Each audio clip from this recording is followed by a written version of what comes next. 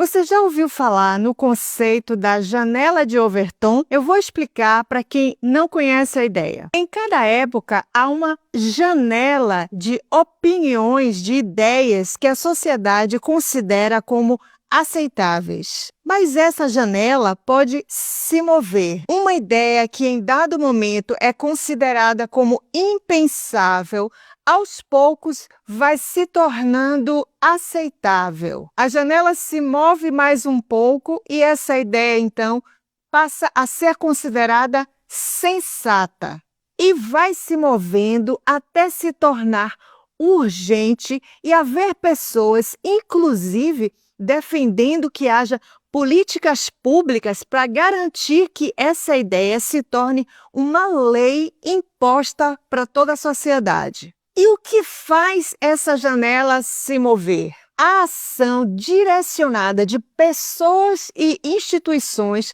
no sentido de normalizar as ideias que lhes convêm. A universidade é uma dessas instituições e os intelectuais, os acadêmicos, são seus principais agentes. Eu vou dar dois exemplos bem atuais. O primeiro é um artigo que foi publicado em 2024 pela bem reputada editora científica Springer Nature Link. O artigo fala sobre bebês que nascem de processo de barriga de aluguel. Vou ler um trechinho do resumo desse artigo. Dada a sua história pré-natal, bebês de barriga de aluguel são criaturas queer por definição. O autor também sugere que a natureza queer do bebê de barriga de aluguel pode também servir como uma janela para a queeridade de todos os bebês que venham a nascer e para romper com os padrões de normalidade.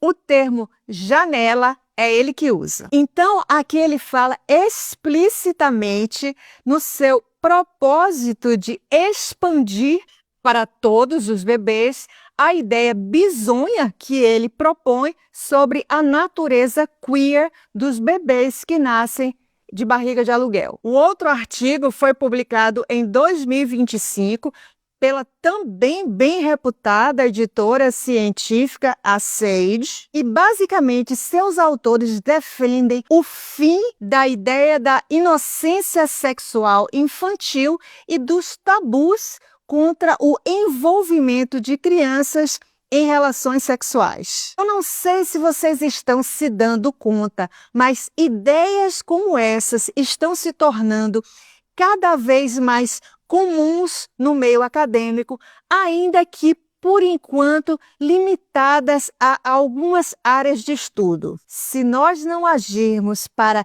empurrar de volta essa janela, desnaturalizando essas ideias, apontando os riscos que elas representam para bebês, crianças, para a sociedade de modo geral, em breve essas ideias vão ser consideradas sensatas e não vai faltar intelectual brasileiro defendendo os direitos humanos dos bebês de serem tratados como queer e os direitos humanos de crianças de terem prazer sexual.